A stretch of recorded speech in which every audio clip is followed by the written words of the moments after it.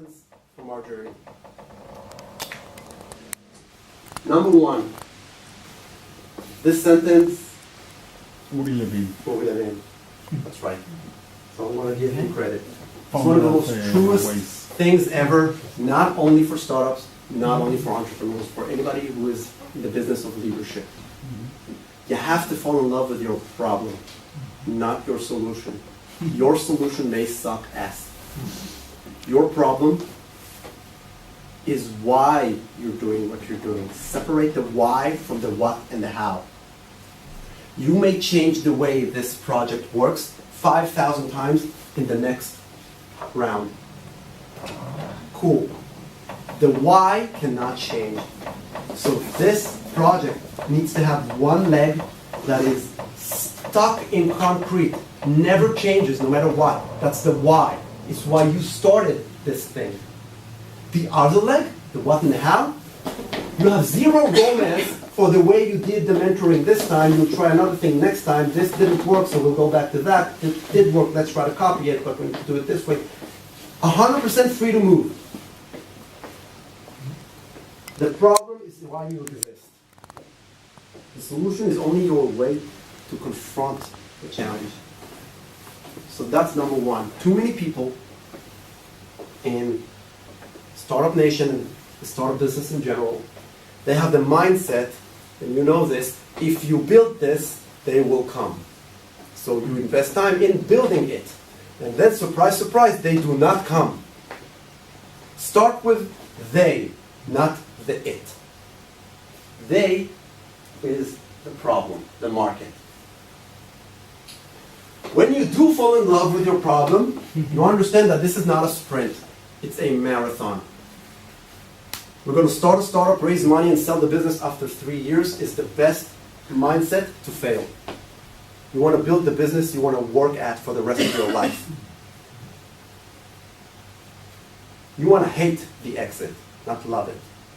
Because back to Gvahim, they took your baby away from you, not made you rich. His sentence too. So then you understand that you need to grow a lot of patience, persistence, but also be agile, those two legs. Never fall in love with a practice. Maybe some things worked with this pilot, some things didn't. Change the way it worked, but the problem cannot change.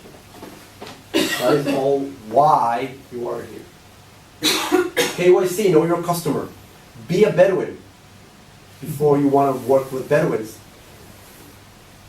It goes without saying for you because you all lived, you were all the people you were helping in this program. That is super important. That's why you are here and not some bullshit experts like me. Because you can really help. I can help with other things maybe. But only Bedouins can understand other Bedouins. If you want to be a shepherd, you need to be a sheep first. That's the only way you can really deliver true empathy. So know your customer.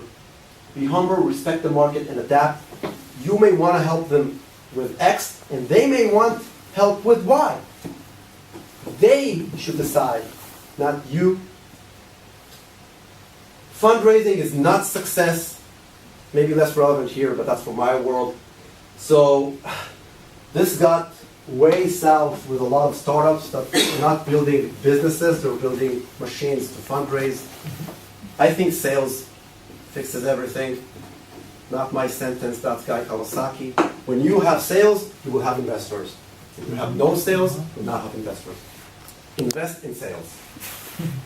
For example, this thing maybe should have some P&L units. Maybe can deliver a value to somebody who will be willing to pay for it. That's great. You will need less budget next year.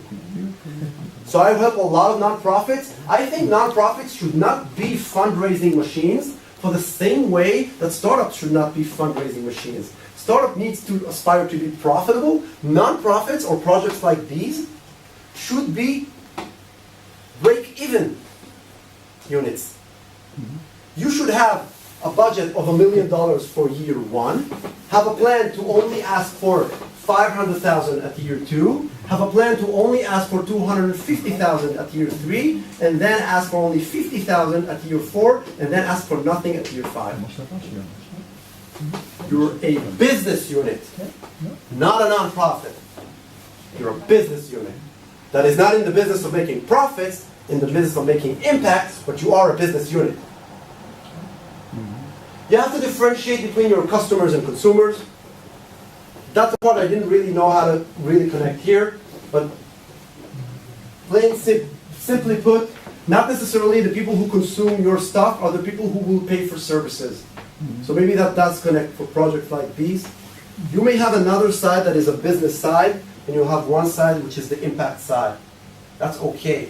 Not necessarily the participants have to pay for something, they get it for free, someone else is paying for something else. I really believe in this for the nonprofit sector. Make sure you diminish the pain for both. If you really help your consumers, but customers, they will not pay. If you help customers, but the impact can't really be measured analytically. The feedbacks are, that's your why.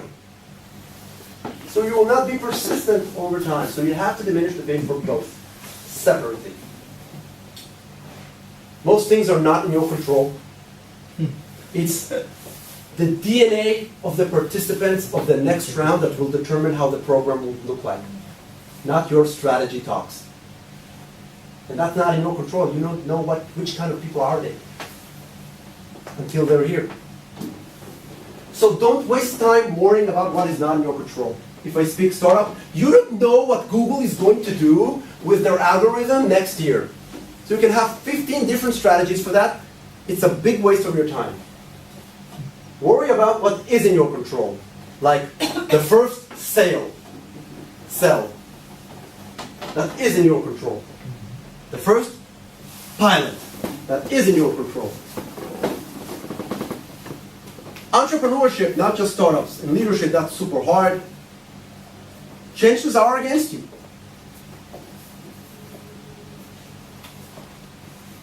And you have to be willing to eat a boatload of shit. Ask him, her, some of you in your jobs. We are in the business of firefighting. We wake up in the morning and we have to put down fires. We have to eat shit. And you have to focus on your why, not the what and the how. Maybe this program starts with a certain how and why that will work for 2 years, but then it will have to change. If you have your why set, you will be able to change like nothing and keep growing. The two separate legs, the concrete leg and the 100% free. So I really believe there's a reason why you decided to start it. I think it started with empathy for those who came after you. But I don't know you enough in person. But that's what I believe. Because I believe that when you find something that is worth waiting for, and something that is worth losing for, and you also find something that is worth living for, and sometimes those projects that we do throughout our life are so much more significant when we sit with our friends at 80 years old talking about what we did in our life than the boatload of emails and presentations we made at work. That's really the thing that we're so proud of. So maybe it's your actual career, maybe it's your volunteering work, but that's a why that defines who you are. So you find something that is worth living for, and that's where you really have a chance to pull off something that I believe is epic. And I think that's the real source of leadership.